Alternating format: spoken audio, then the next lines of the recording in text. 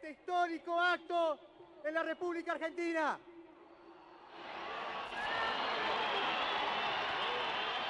Si hay una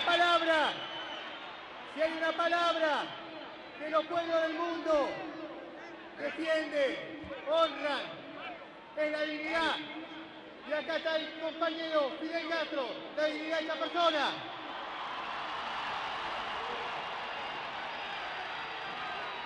En este acto, compañeros, vamos a iniciar el acto con la presencia.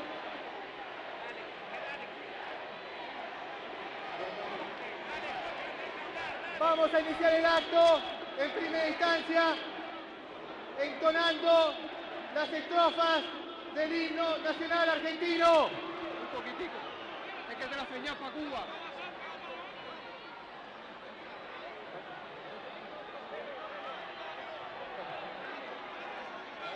Oh inmortal es el grito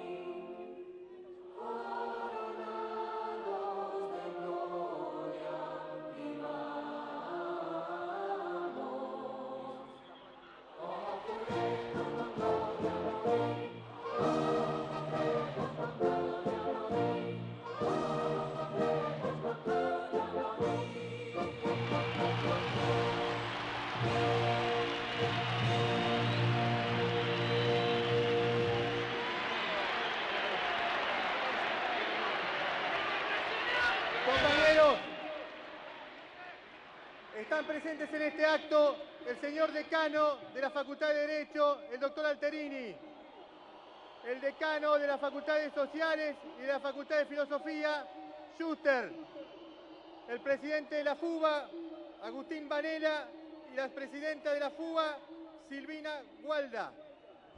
Y sin más, compañeros, tengo el honor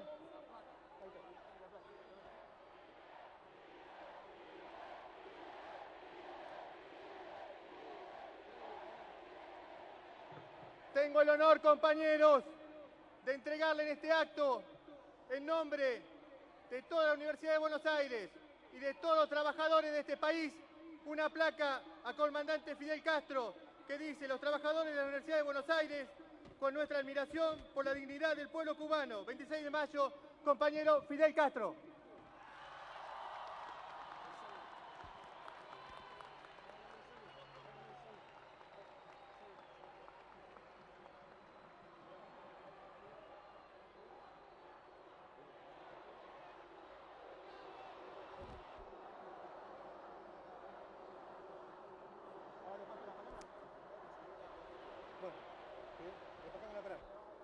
Y ahora, compañeros, silencio. Le paso la palabra al comandante Fidel Castro.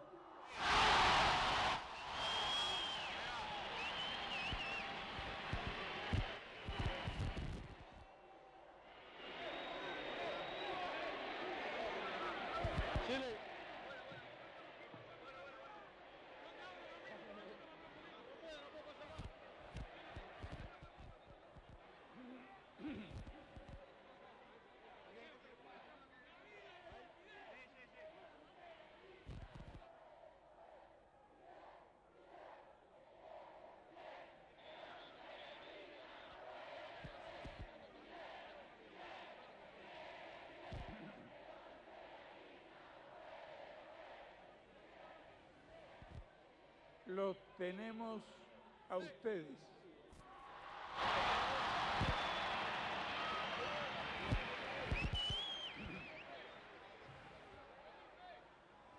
Queridos hermanos, estudiantes, trabajadores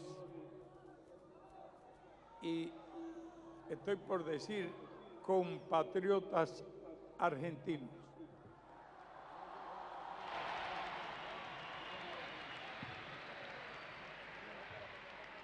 He vivido algunos años, pero nunca, ni siquiera imaginé un acto tan azaroso y tan increíblemente emocionante como este.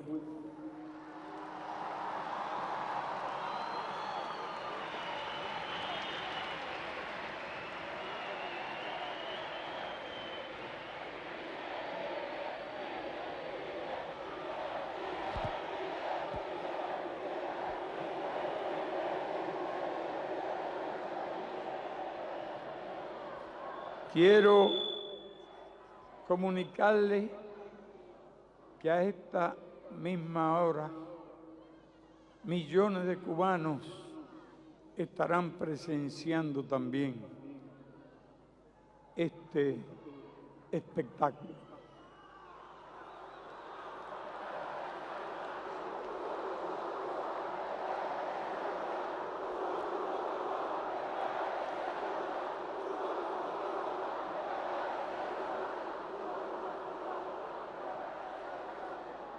En nombre de nuestro pueblo, se lo agradezco infinitamente, porque de la fuerza que dan las ideas, que da la verdad y que da una causa justa, es que los pueblos se vuelven invencibles. Habíamos concebido un acto, o habían concebido, según me explicaban los estudiantes y las autoridades universitarias, una actividad en esta escuela de Derecho. Un programa modesto. Comenzaría a las 7 de la noche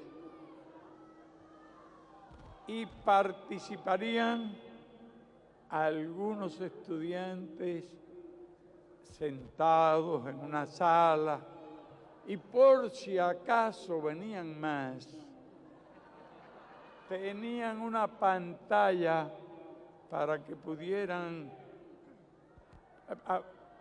presenciar el acto. Yo podría hacer una crítica, no a ustedes, a nuestros compañeros, y decirles: ustedes subestimaron al pueblo argentino.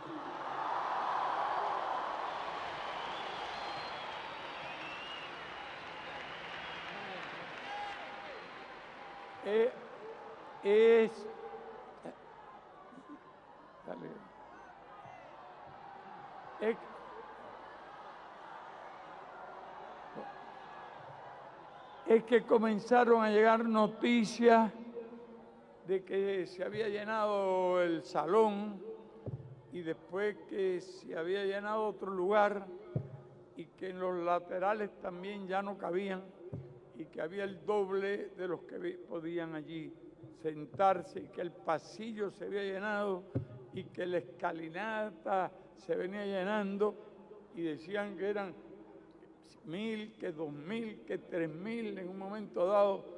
También las emisoras de televisión hablaban y explicaban ya lo que estaba ocurriendo aquí, y de repente me quedo mirando así un poco. Tenemos cierto hábito de calcular el número de personas que hay en una concentración, y esto se parecía a la Plaza de la Revolución, es lo que parecía yo. Entonces,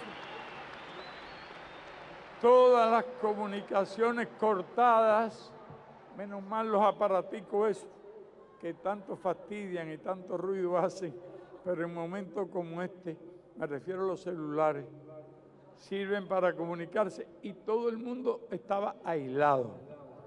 Nuestro embajador, que forma parte del grupo de culpables de la subestimación, sé que ustedes lo van a defender porque tienen gran cariño por el pueblo, y entonces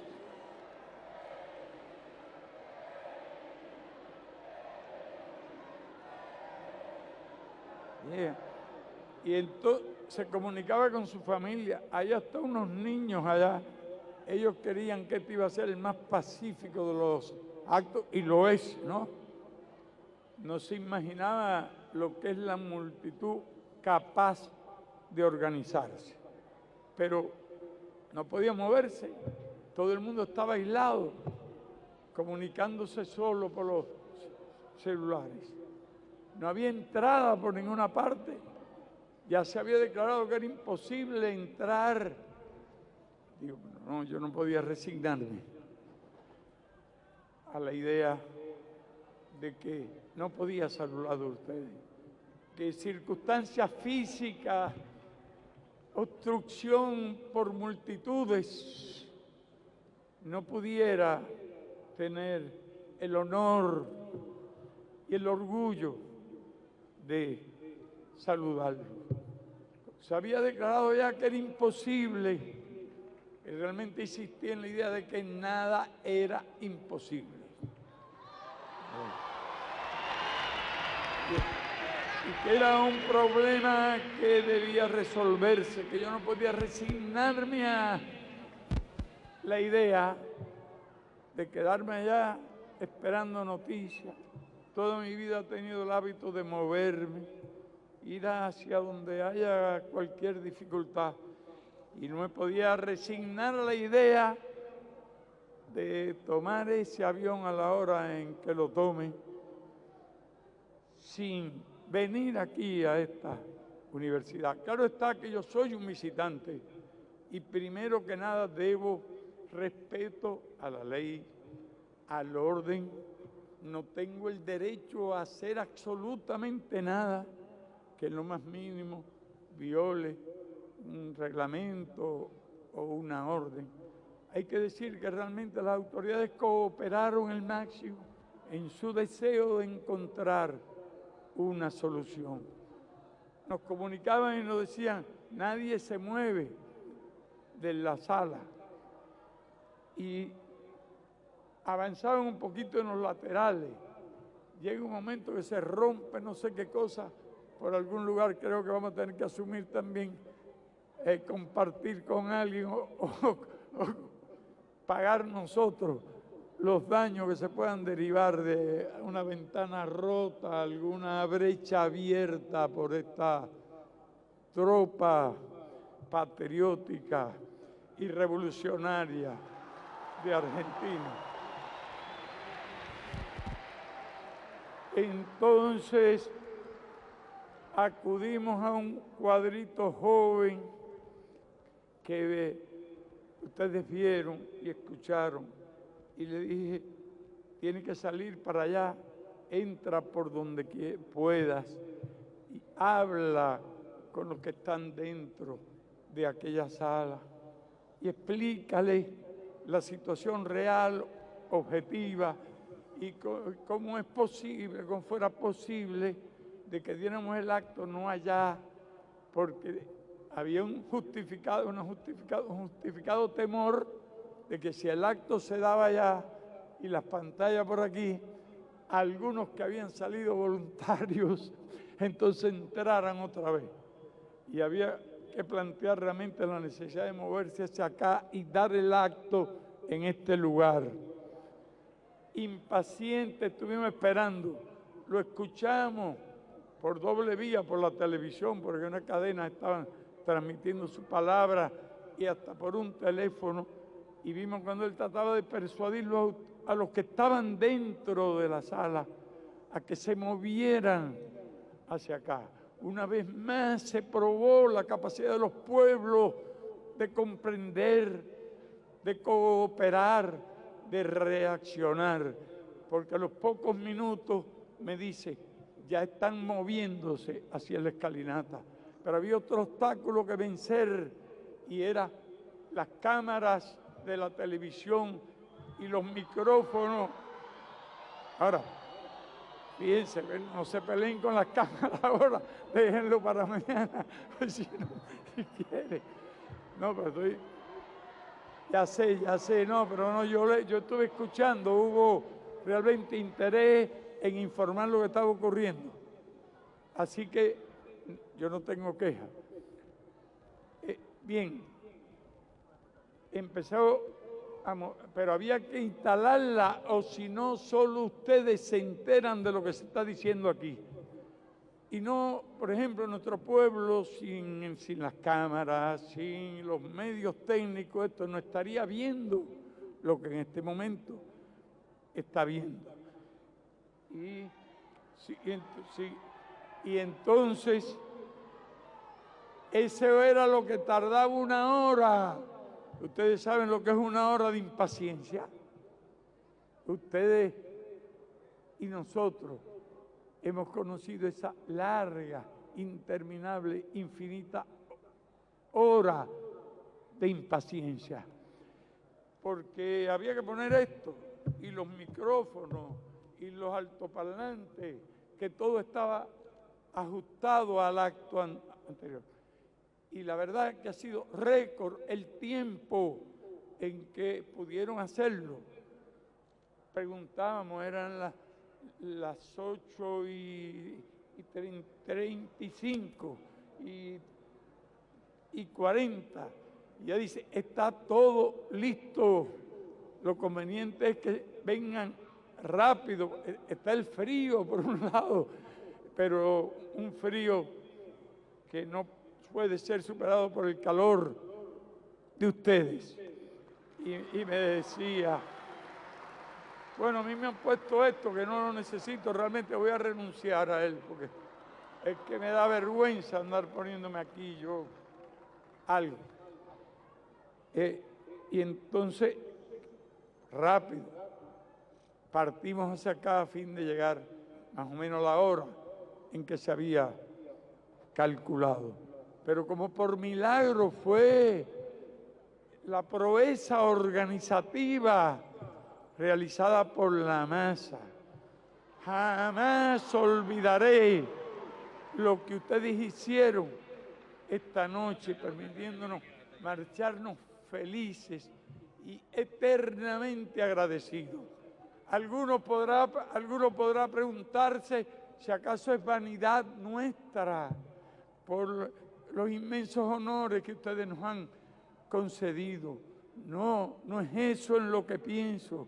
Y cuando hablo de gratitud eterna es porque este pueblo de Buenos Aires está enviando un mensaje a aquellos que sueñan con bombardear nuestra patria, nuestras ciudades.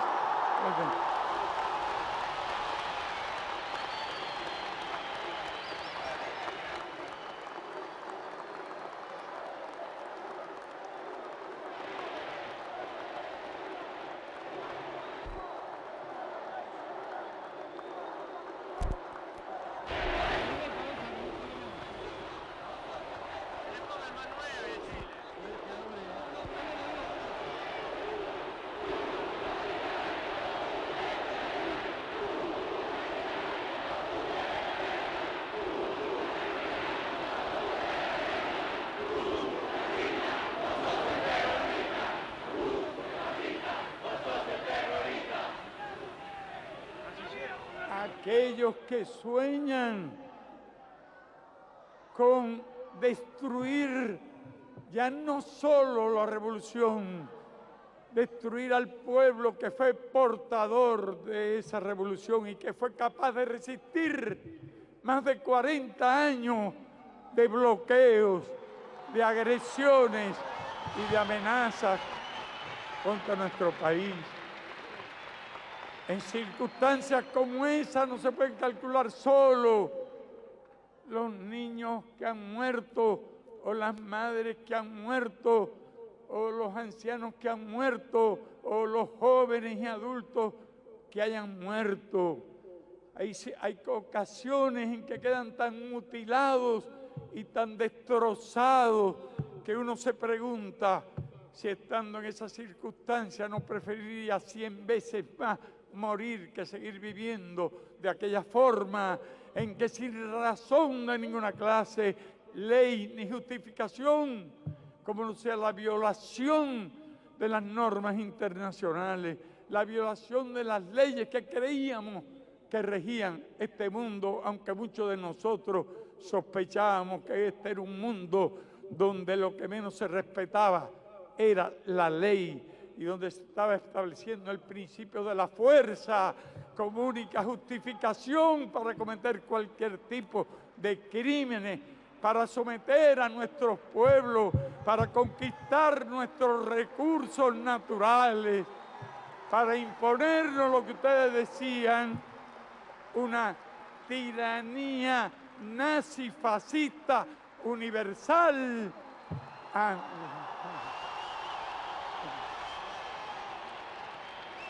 Y no es exageración ni uso excesivo de palabra cuando escuchamos un día decir que 60 países o más podían ser blanco de los ataques sorpresivos y preventivos.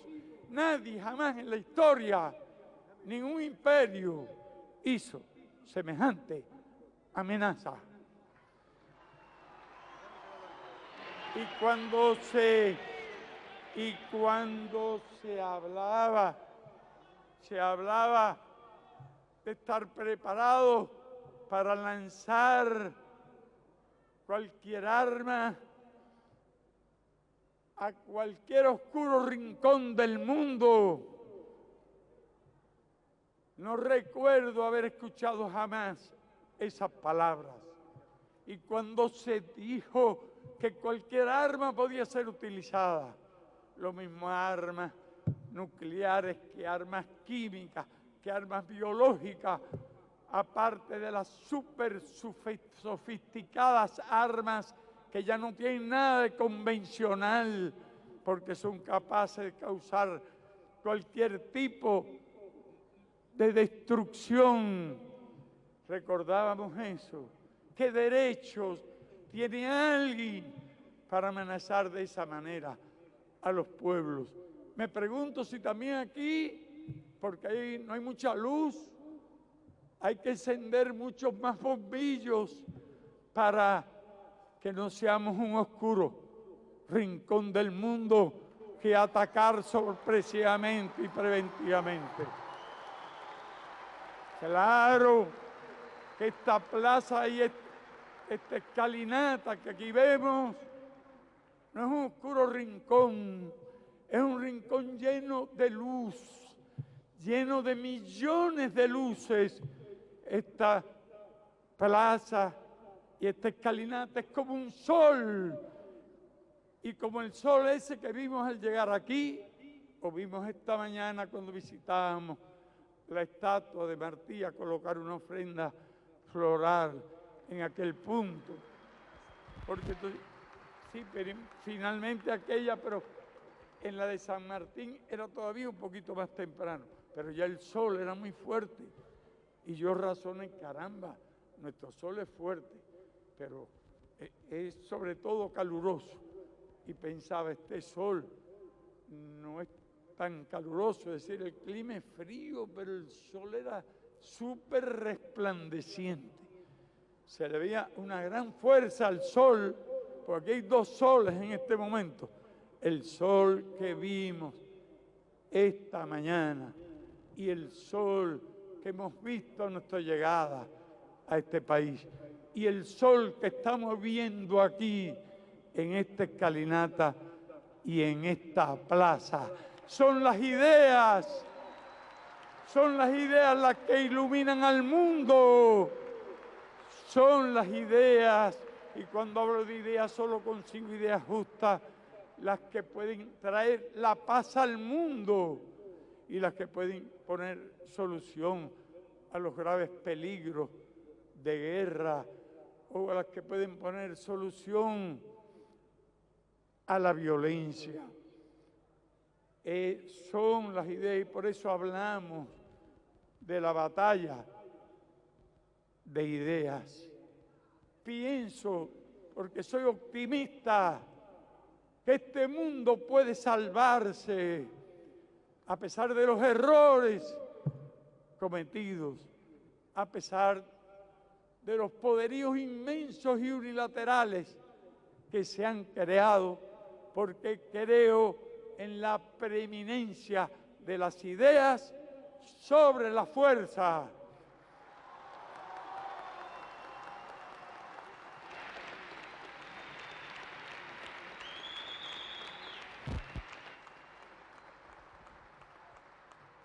Y eso es lo que estamos observando aquí. Yo no tenía el propósito de esta noche de pronunciar una arenga, más bien me sentí en el deber de ser cuidadoso en mis palabras. Claro, pensaba hablar fundamentalmente de nuestro país, del mundo, y es lo que estoy haciendo, pero no puedo hacerlo sin verlo ustedes aquí, sin estarlo presenciando en este acto.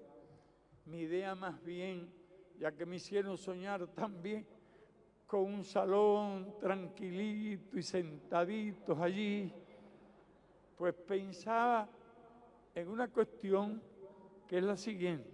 Decía, ¿de qué debo hablarle a los argentinos? Pronunciar un discurso en cualquier lugar siempre es complejo, no es fácil. Hay que evitar decir una palabra que pueda lastimar a alguien o que parezca alguna injerencia. Y no creo que haya pronunciado una sola que parezca la más mínima injerencia en los problemas internos del país hospitalario en que me encuentro. Pero decía, ¿de qué debo hablar? Y me planteaba una cuestión. Los oradores suelen imponerle a los que los escuchan el tema. Piensan hablar de tal cosa y más cual cosa. Y entonces yo tenía una idea, no plantear ningún tema, sino preguntar a los estudiantes que suponía sentaditos allí, plantearle que me dijeran qué tema les interesaba y decirle, pregúntenme de cualquier tema que a ustedes les interese, sean ustedes los que me impongan a mí el tema y no sea yo el que les diga el tema que mejor me parezca. Me parecía más democrático y más justo. Eso es lo que pensaba, antes de que ocurriera el terremoto el mare magnum, el huracán que se produjo alrededor de esta universidad en las horas del anochecer. Al llegar aquí miraba si aquella técnica sería posible y no era ya posible. No obstante, creo que alguien dijo por ahí, oí una voz que me dijo, háblenme de algo.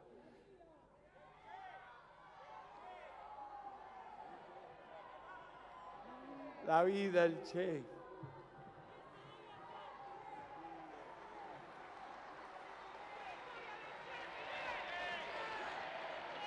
Pues extenso no podría ser, no tendría sentido en estas circunstancias, pero algunas cosas puedo decir, y puedo decir, me han preguntado por el Che, por el Che, hablé de él esta mañana ante la estatua de San Martín, porque lo recuerdo siempre como una de las personalidades más extraordinarias que he conocido. El Che nos unió a nuestra tropa como soldado, era médico, estaba en México casualmente, había estado antes en Guatemala, había recorrido muchos lugares de América, había estado por Minas, donde el trabajo es más duro, había estado incluso en el Amazonas, en un leprosorio, trabajando allí como médico. Pero les voy a decir una de las características del Che y una de las que yo más apreciaba entre las muchas que apreciaba mucho. Él todos los fines de semana trataba de subir el Popocatépetl, un volcán que está en las inmediaciones de la capital. Preparaba su equipo, es alta la montaña, es de nieve perpetuas. Iniciaba el ascenso, hacía un enorme esfuerzo y no llegaba a la cima. A la semana siguiente intentaba de nuevo subir el Popo, como le decía él, y no llegaba. Pero volvía a intentar de nuevo subir, y se habría pasado toda la vida intentando subir el Popocatépetl, aunque nunca alcanzara aquella cumbre. La idea de la voluntad, de la fortaleza espiritual, de su constancia, una de esas características. ¿Cuál era la otra? La otra era que cada vez que hacía falta, cuando éramos un grupo todavía muy reducido, un voluntario para una tarea determinada, el primero que siempre se presentaba era el Che.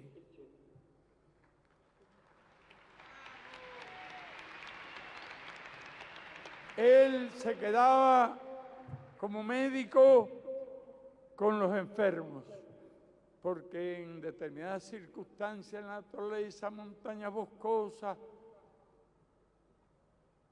y perseguido de muy diferentes direcciones. La fuerza que pudiéramos llamar principal es la que tenía que moverse, dejar un rastro bien visible para que en alguna zona más cercana pudiera permanecer el médico con lo que estaba asistiendo. Hubo un tiempo en que el único médico era él, hasta que otros médicos se acercaban y estaba con eso. Puedo recordar, ya que ustedes me piden anécdotas, una acción que fue sumamente riesgosa para todos, sencillamente porque habían llegado las noticias a un lugar donde estábamos, en la montaña, de un desembarco que se había producido por el norte de la provincia.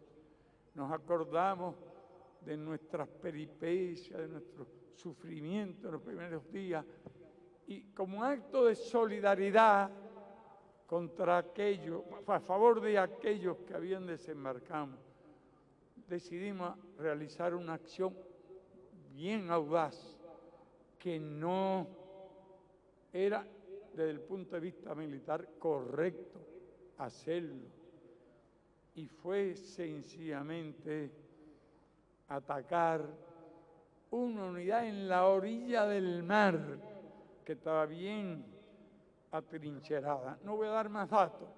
Como resultado de aquel combate que duró 3 horas, y tuvimos bastante suerte porque habíamos logrado neutralizar las comunicaciones, y después de 3 horas, cuando terminó aquel combate, en que él tuvo como siempre una actitud destacada, estaban muertos o heridos una tercera parte de los combatientes que participaron en esa acción, cosa no muy usual.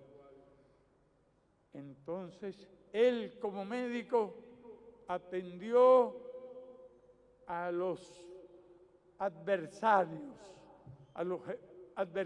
heridos.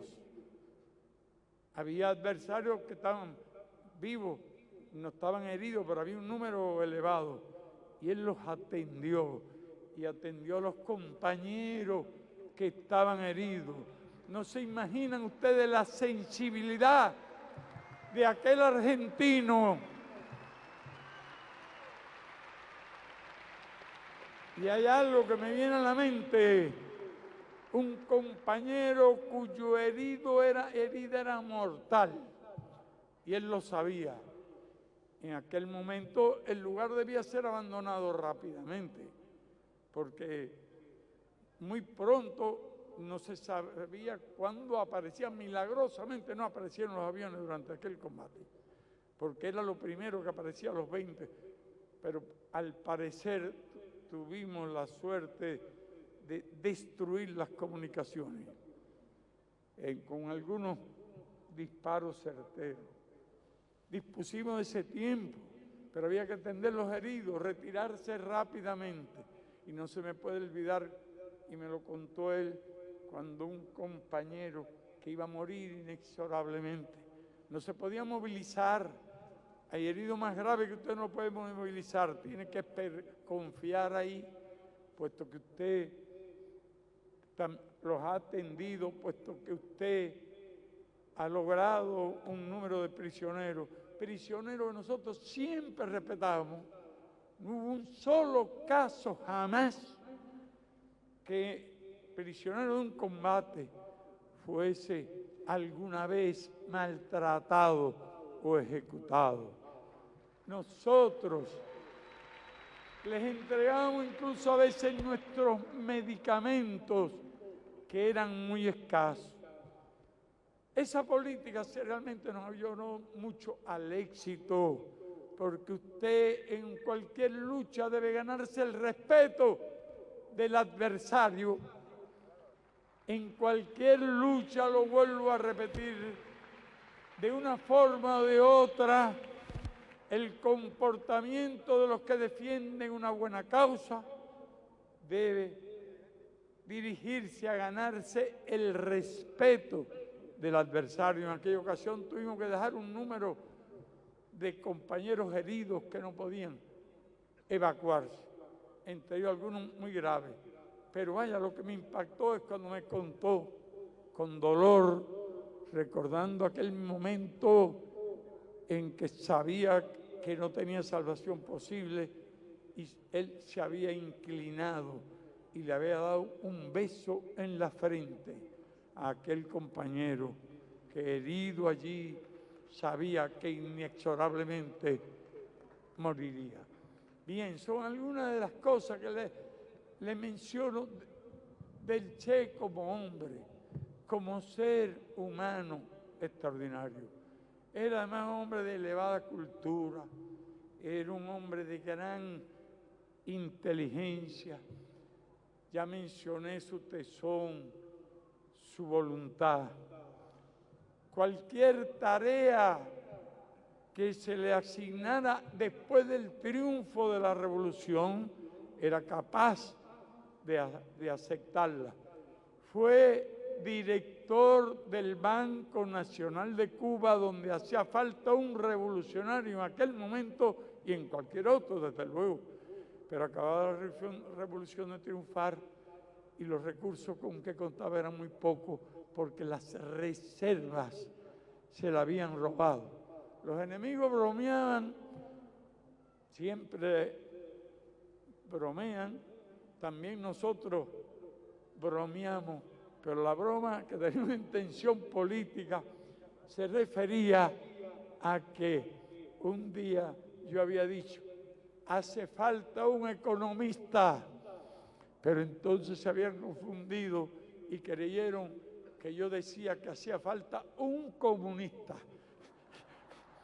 Y por eso es que había ido el Che, pues el Che era un revolucionario, era un comunista y era un excelente economista, porque ser economista excelente depende de la idea de lo que quiera ser quien dirige un frente de la economía del país y quien dirige el frente del Banco Nacional de Cuba. Así que en su doble carácter de comunista y economista.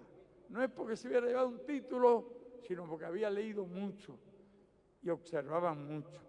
Che fue el promotor del trabajo voluntario en nuestro país, porque todos los domingos se iba un día a hacer un trabajo en la agricultura, otro día a probar una máquina, otro día a construir.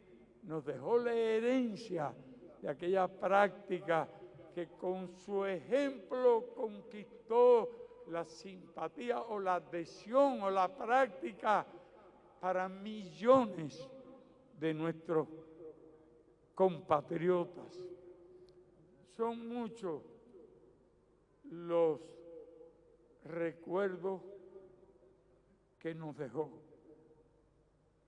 Y es por eso, digo, es uno de los hombres más nobles, más extraordinarios y más desinteresados que he conocido. Lo cual no tendría importancia si uno no cree que los hombres como él existen por millones y millones y millones en las masas. Los hombres que se destaquen de manera singular no podrían hacer nada si muchos millones iguales que él no tengan el embrión, no tengan la capacidad de adquirir esas cualidades. Por eso nuestra revolución se interesó tanto por luchar contra el analfabetismo, por desarrollar la educación. Si antes decía que las ideas eran más poderosas que las armas, la educación es el instrumento por excelencia para que ese ser vivo que es el hombre, regido poderosamente por instintos o leyes naturales, que evolucionó a través, como lo demostró Darwin, y hoy no lo niega nadie. Me refiero a la teoría de la evolución, y decía que nadie lo negaba, porque recuerdo el momento en que el Papa Juan XXIII declaró que la teoría de la evolución no era inconciliable con la doctrina de la creación. Y realmente experimento un gran aprecio por acciones como esa, porque cesó de haber una contradicción entre una teoría científica y una creencia religiosa. Pero ese hombre puede ser como un animalito en la selva, si lo ponen allí en la selva. Tiene inteligencia. Se saben los gramos que hay en una cabeza humana. Y se sabe incluso que es el único ser viviente cuyo cerebro continúa creciendo 2 años y medio después de nacido. Ustedes lo saben, los estudiantes universitarios deben haberlo leído. Eso tiene una influencia tremenda en el desarrollo de la inteligencia. Niño que no se alimente con todos los elementos adecuados hasta cumplir los 2 años y medio, llega a los 6 años al preescolar o la escuela con la inteligencia disminuida con relación a los niños que se alimentan de una manera adecuada.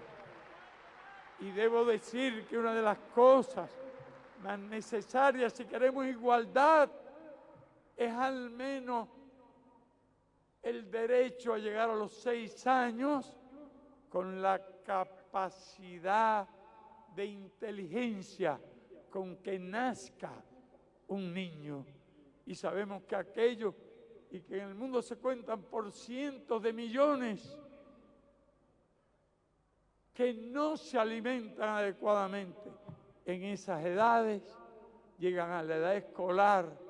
Si hubiera escuela, si hubiera maestros capaces de enseñarlos, porque ocurre en que puede alimentarse adecuadamente en esa etapa y después no tenga ni escuela ni maestro.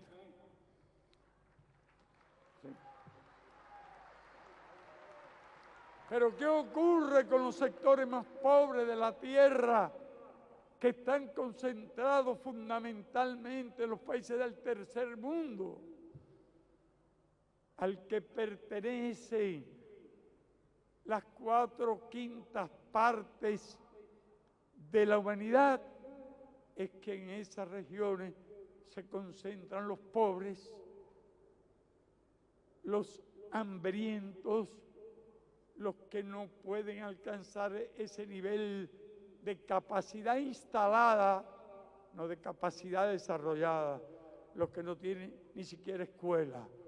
Si a ustedes le dicen que hay 860 millones de analfabetos adultos en el mundo, inmediatamente le explican cómo casi el 90% de esos 860 millones de analfabetos viven en el tercer mundo.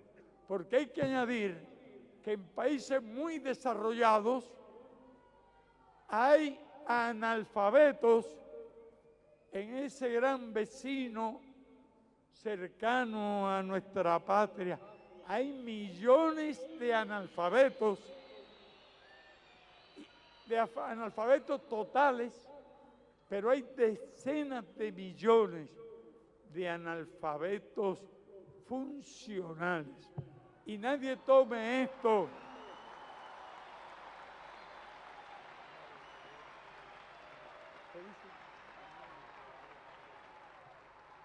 ¿Qué dice?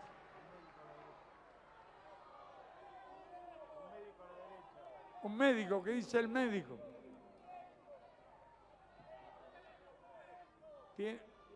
Yo dije decenas, realmente son cientos.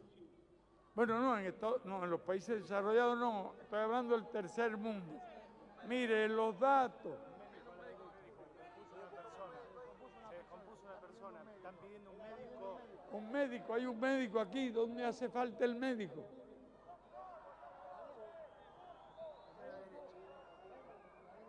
Bueno, pasen al compañero. Rápido, mandamos un médico. Ustedes verán que rápido llega. Muy bien.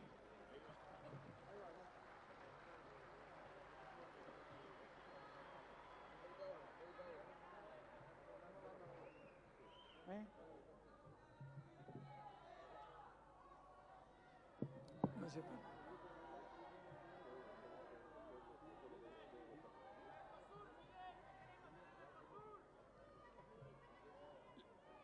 Les hablaba y me estoy extendiendo por encima de mi voluntad.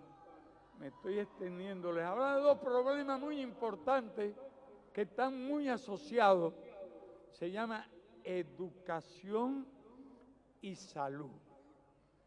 Les decía, bueno, hablábamos de un médico argentino que se convirtió en soldado sin dejar de ser médico un solo minuto.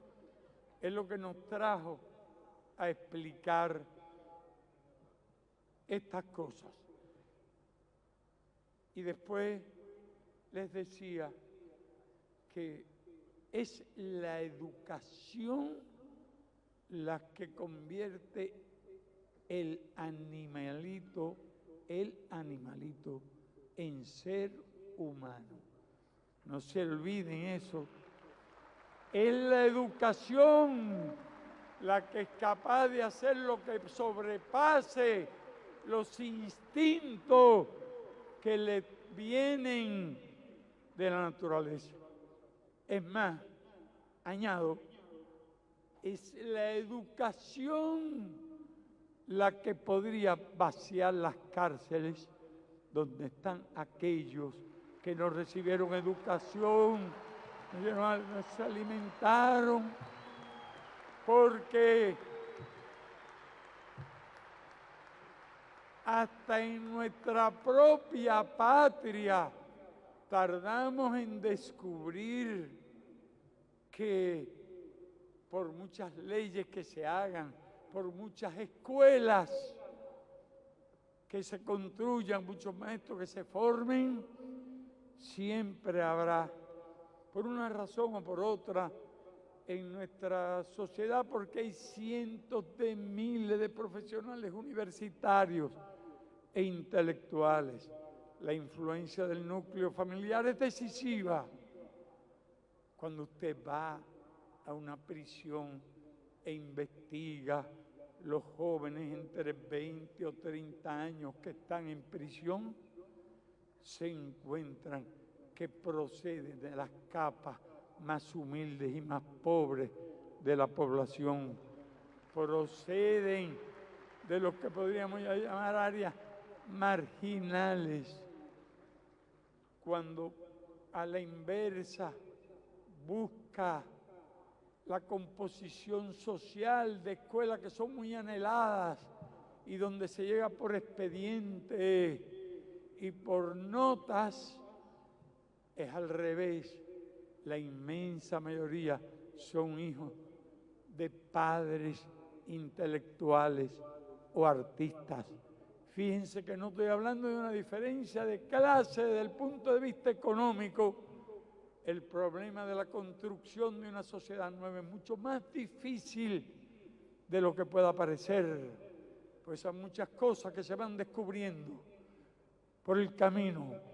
Y llega un día, si empezó luchando contra un 30% de analfabetismo y un 90% entre analfabetismo total y funcional, concentra su atención en esas tareas y cuando han pasado los años y cuando en estudio más profundo de la sociedad, es cuando puede darse cuenta de la influencia que tiene la educación.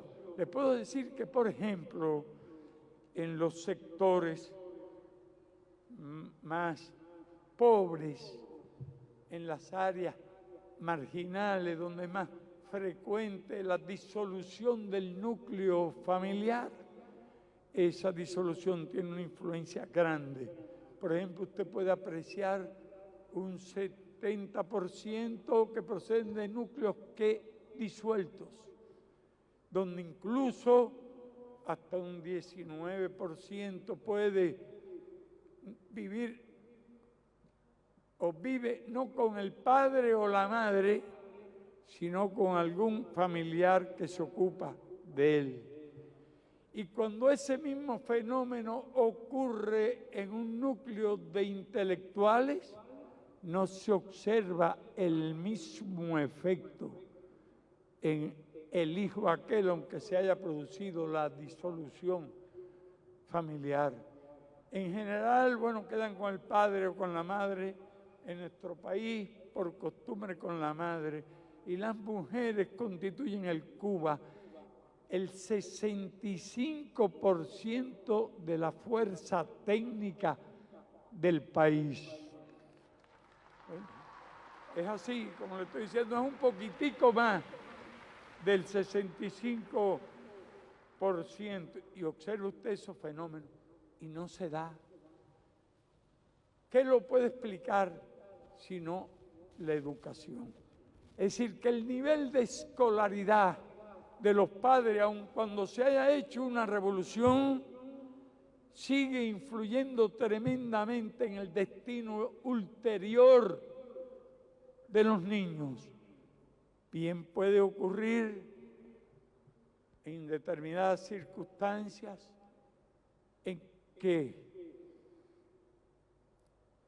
los hijos de los sectores más humildes o con menos conocimiento, no estoy hablando ya de la situación social económica del núcleo, sino la educación del núcleo, se encuentra que tiende a perpetuarse a lo largo de decenas de años. Y uno puede decir entonces, como nosotros a veces hemos planteado en algunos casos, estas personas que están haciendo esta tarea o que brindan tal apoyo, sus hijos nunca serán directores de empresas, gerentes o ocuparán posiciones importantes. Los espera, en primer lugar, las prisiones. Nosotros hemos estudiado eso y unas cuantas cosas más que no es el momento de explicar. Lo digo solo para decir que si una revolución educacional bien profunda,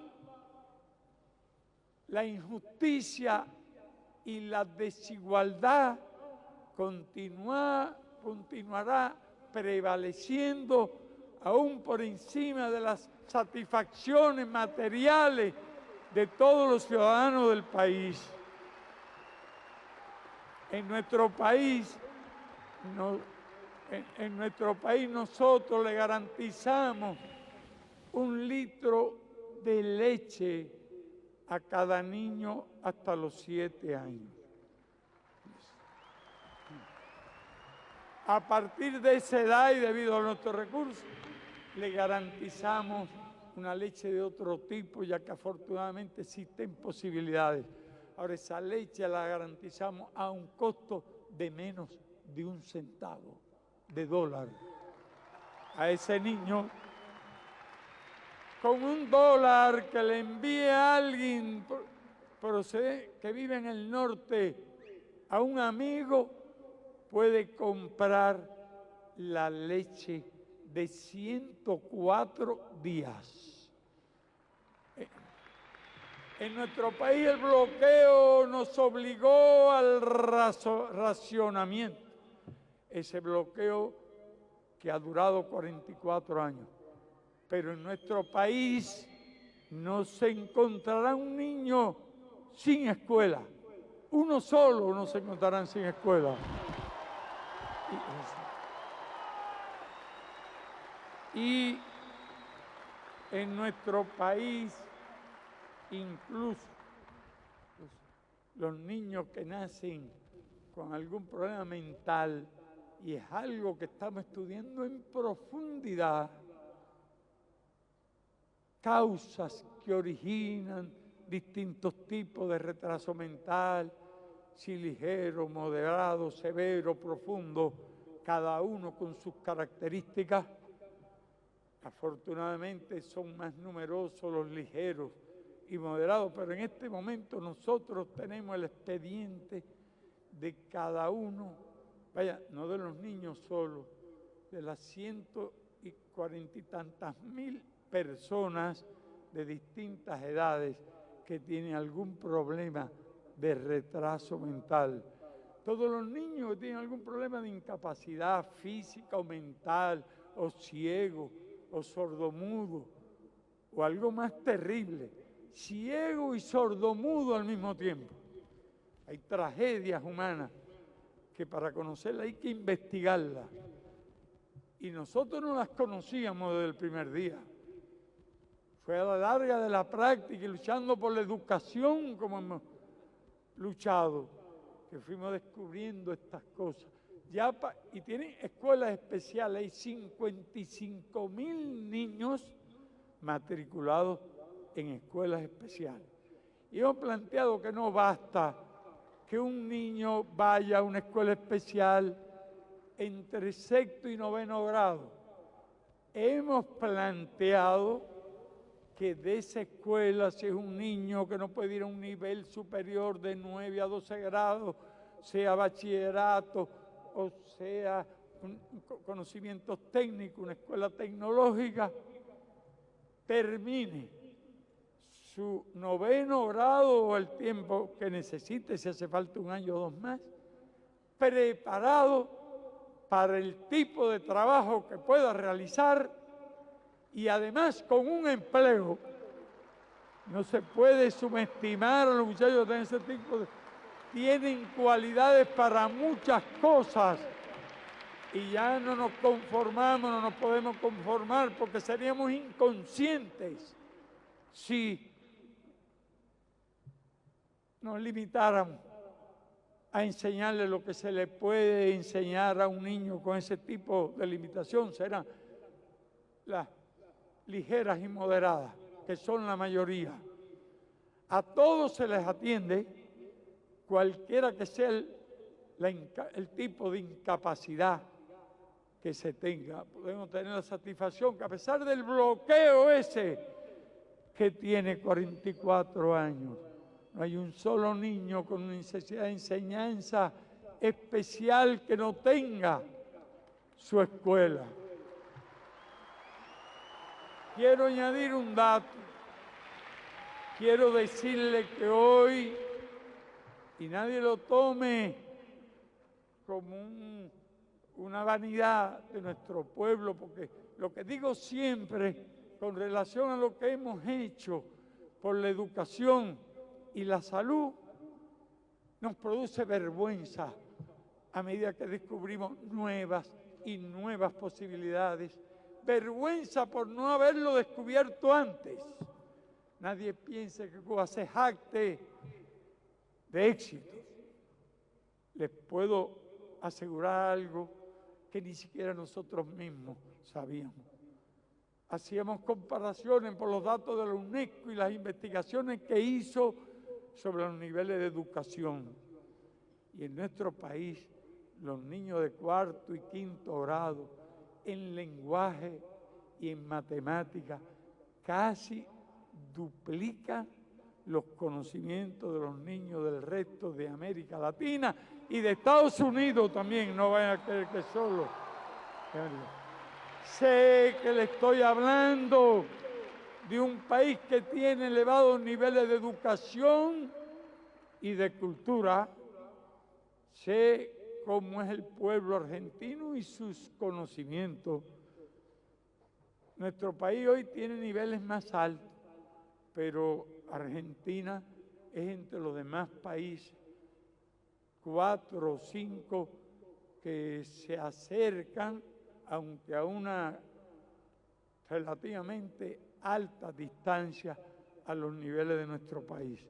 Pero nos llamó más la atención cuando descubrimos que nuestros niños de primaria, sus conocimientos de lenguaje y de matemática están por encima de los países más desarrollados del mundo.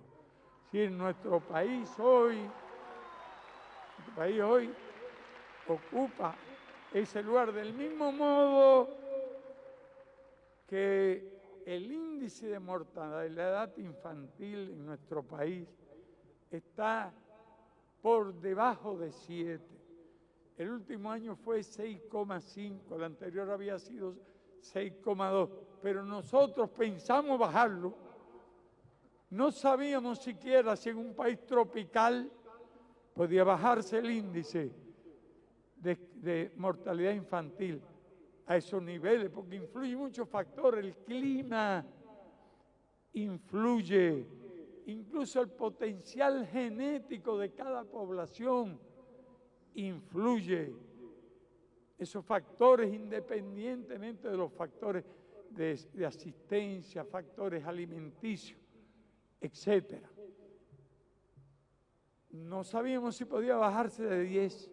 Nos alentó mucho cuando lo logramos. Pero hay provincias, no crea que es la capital la que tiene los mejores índices. Hay provincias enteras que tienen incluso menos de 5 de mortalidad infantil, y ese índice es más o menos parejo. No ocurre como en el país vecino nuestro, donde en algunos lugares donde viven los que tienen más recursos y mejor asistencia y mejor alimentación, etcétera, etcétera, pueden tener un 4 o un 5. Y en otros, como la propia capital de Estados Unidos, donde hay mucha gente pobre y donde hay grupos étnicos, los afro-norteamericanos, que no tienen la asistencia médica adecuada, en que la mortalidad puede ser 3 veces, 4 veces o 5 veces más que la mortalidad infantil en determinados lugares que reciben todas las atenciones. Sabemos lo que pasa con los hispanos y con los afro-norteamericanos y lo de otras regiones del mundo. Sus índices de mortalidad infantil, sus índices de perspectiva de vida, sus índices de salud, del mismo modo que sabemos que hay más de 40 millones de norteamericanos que no tienen asegurada la asistencia médica. Cuando hablo de norteamericanos, jamás hablo con odio, porque nuestra revolución no ha enseñado a odiar, no se basa en ideas y no en fanatismo, no en chauvinismo. Hemos tenido el privilegio de aprender de que todos somos hermanos y nuestro pueblo se educa en los sentimientos de amistad y solidaridad, lo que calificamos como sentimientos internacionalistas. Cientos de miles de nuestros compatriotas han pasado por esa escuela. Es por ello que puedo decir que no es tan fácil liquidar la revolución, que no es tan fácil aplastar la voluntad de ese pueblo que en virtud de las ideas, de sus ideas, conceptos y sentimientos cultivados, porque tanto las ideas como los sentimientos tienen que ser cultivados, De esa verdad partimos, pero un pueblo que alcanza determinados niveles de conocimiento, capacidad de comprender los problemas, capacidad de unidad y de disciplina, no es tan fácil desaparecerlo de la faz de la tierra. Y es por ello que a pesar de esas teorías nazi-fascistas, tenemos la convicción de que una lucha, un ataque a nuestro país costaría, como ya les dije, un precio muy alto, porque es un pueblo que jamás se rendirá, que jamás dejará de luchar. Y mientras exista un solo hombre, mujer capaz de combatir, ese hombre o esa mujer continuará combatiendo. Es por ello que, conociendo durante muchas décadas a ese adversario, nuestro país ha tenido que aprender a defenderse. Nuestro país no lanza bombas contra otros pueblos, ni manda miles de aviones a bombardear ciudades.